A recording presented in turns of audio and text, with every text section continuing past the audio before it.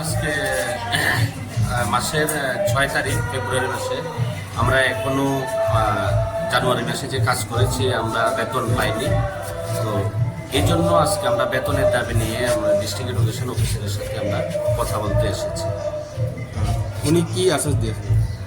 Ma'am আমাদেরকে জানিয়েছেন যে স্টেট নোডাল এজেন্সির যে অ্যাকাউন্ট আছে অ্যাকাউন্টেই টাকা নেই, অর্থাৎ স্টেট ফিন্যান্স ডিপার্টমেন্ট থেকে স্টেট নোডাল এজেন্সিতে টাকা দেওয়া হয়নি, যার কারণে ওনারা পিপিএ করে রেখেছেন, ডিস্ট্রিক্ট থেকে পিপিএ করে ব্যাংকে জমা দিয়ে রেখেছেন।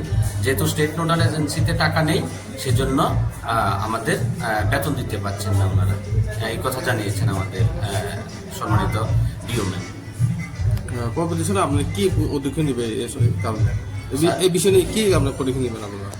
আমরা আজকে সারা ত্রিপুরা রাজ্যে 8টা ডিস্ট্রিক্টেই টিএসএসএ টিডব্লিউ অর্থাৎ ত্রিপুরা এসএস ওয়েলফেয়ার অ্যাসোসিয়েশনের উদ্যোগে 8টা ডিস্ট্রিক্টে আমরা এমন ডেপুটেশন দিচ্ছি।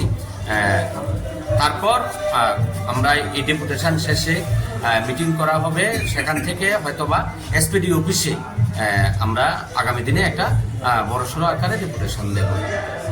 আমরা জানি কিছুদিন আগে আপনারা ম্যাডামের লগে দেখা পছন্দ নেই, তখন আবার কি এই ব্যাপারে? অ্যাকচুয়ালি আমাদের সেপ্টেম্বর মাস থেকেই এই অবস্থাটা চলছে। আমরা নিয়মিতভাবে মাস হয়ে গেলেও নিয়মিতভাবে আমরা আমাদের যে সাম্মানিক ভাতা এই টাকাটা আমরা পাচ্ছি না। তো যার কারণে আমাদের প্রতিনিয়ত ম্যাডামের কাছে ছুটে আসতে হয়, খবর নিতে হয় যে কেন আমরা পাচ্ছি না। কারণ সবাই আমাদের সন্তান সন্ততির পরিবার নিয়ে ব্যতিব্যস্ত আছি, যার কারণে আমরা বেতনের খবর নিতে আমরা প্রত্যেকবার যখনই বেতন দেরি হয় বা লেটে ঢুকে তখন আমরা এটা খোঁজ খবর নিয়ে জানতে আসি যে কী কারণে অ্যাকচুয়ালি বেতনটা হচ্ছে না। আমাদের যে সাংগঠনিক যে পদক্ষেপ আছে সেগুলি আমরা চালিয়ে যাব।